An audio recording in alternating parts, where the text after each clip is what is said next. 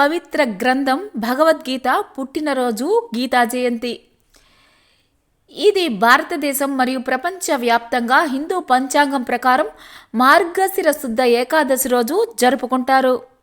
గీత సాక్షాత్తు భగవానుని చేత పలకబడింది కాబట్టే ఏ సందేహానికి తావు లేకుండా భగవద్గీత పరమ ప్రామాణికమైన మానవ జాతికి దివ్య మార్గాన్ని చూపే పవిత్ర గ్రంథం.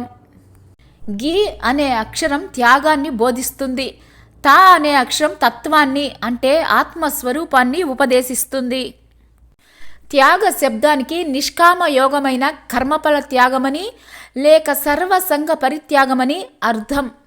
అలాగే తత్వ బోధన ఆత్మ సాక్షాత్కారమని, బంధం నుంచి విముక్తి కలగడం అనే అర్థం ఉంది. ఈ పరమ రహస్యాన్నే గీతా శాస్త్రం ఉపదేశిస్తుంది. అటువంటి పరమ పావనమైన గీత భగవాని నోట వెలువడిన మహాపుణ్యదినం మార్గశిర శుద్ధ ఏకాదశి. ఈరోజు ఆ పవిత్ర గ్రంథాన్ని స్పృశించిన మహాపుణ్యం వస్తుంది. ఇక పఠన ప్రభావాన్ని వర్ణించనలవి కాదు. మానవాళికి సర్వ సమస్యలకు పరిష్కారాన్ని సూచించే జగద్గురువైన ఈ గ్రంథరాజ్యాన్ని ఈ రోజు నుంచైనా పఠించడం మొదలుపెట్టండి. ద్వాపర యుగంలో కురుక్షేత్ర సంగ్రామంలో శ్రీకృష్ణ పరమాత్మ అర్జునుని ద్వారా లోకానికి అందించిన బ్రహ్మ విద్య భగవద్గీత. అందుకే అంటారు, సర్వ ఉపనిషత్తులను ఒక ఆవుగా, అర్జునుడిని దూడగా మలచిన కృష్ణుడు గోపాలకుడిగా, అర్జునుడు అనే దూడను ఆవు వద్ద పాలు తాగడానికి విడిచి ఒక పక్క అర్జునుడికి అందిస్తూనే మరో పక్క లోకానికి పాలను అంటే ఉపనిషత్ సారమైన గీతను అందించాడు.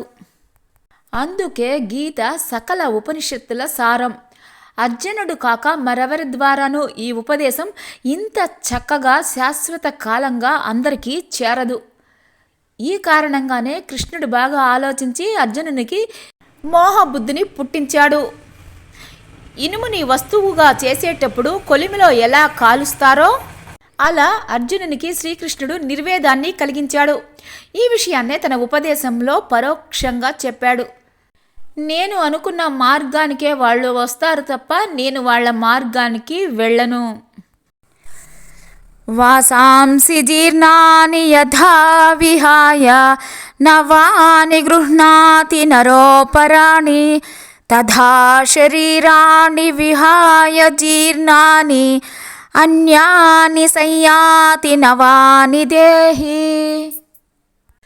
చిరిగిపోయిన పాత బట్టలను విడిచి మనుషులు ఇతర కొత్త బట్టలను ఎలా ధరిస్తూ ఉంటారో అలాగే దేహి అనే ఆత్మ కూడా శిథిలమైన పాత శరీరాలను వదిలి ఇతరములైన కొత్త శరీరాలను ధరిస్తూ ఉన్నాడు.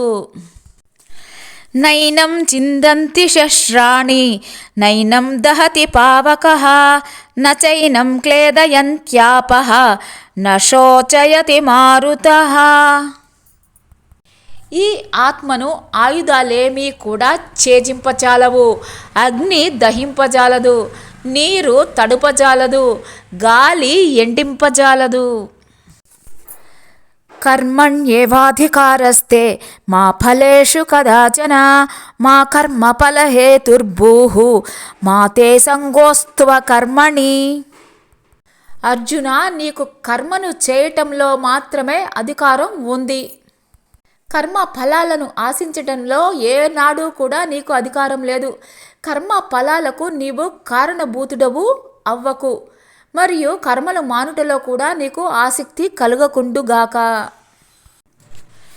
యథా యథా హి ధర్మస్య గ్లానిర్భవతి భారత అభ్యుత్థానమధర్మస్య తదాత్మానం సృజామ్యహం.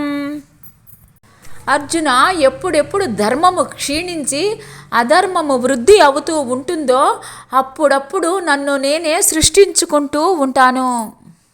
పరిత్రాణాయ సాధూనాం వినాశాయ చ దుష్కృతాం ధర్మ సంస్థాపనార్థాయ సంభవామి యుగే యుగే.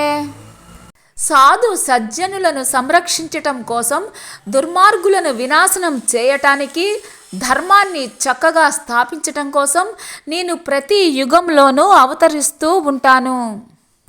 శ్రీకృష్ణుడు ఇలా అన్నాడు, ఇదం శాస్త్రం మయా ప్రోక్తం గుహ్యవేదార్థ దర్పణం. అంటే నాతో చెప్పబడిన ఈ శాస్త్రం రహస్యములైన వేద అర్థాలకు అర్థం వంటిది. దీనిని ఎవరు పఠిస్తారో వారు శాశ్వతమైన విష్ణు పదాన్ని పొందుతారు. భగవద్గీత సారం అర్థమైతే మనం ఎవరిని ద్వేషించము.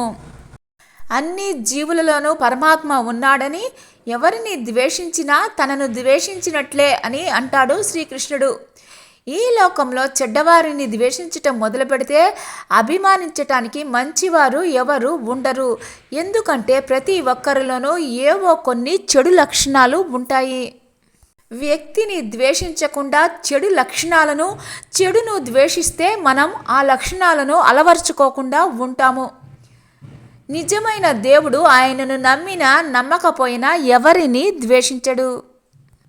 ద్వేషించమని చెప్పడు, అందరినీ మంచిగా బతకమనే చెప్తాడు. గీతలో పరమాత్మ కూడా అందరూ సన్మార్గంలోనే బతకమని బోధించాడు. అందుకే భగవద్గీత ప్రపంచంలో భగవత్ తత్వం గురించి తెలుసుకోవాలి అనుకునే వారికి ఒక కాంతి కిరణం, ఒక ఆశాపుంజం.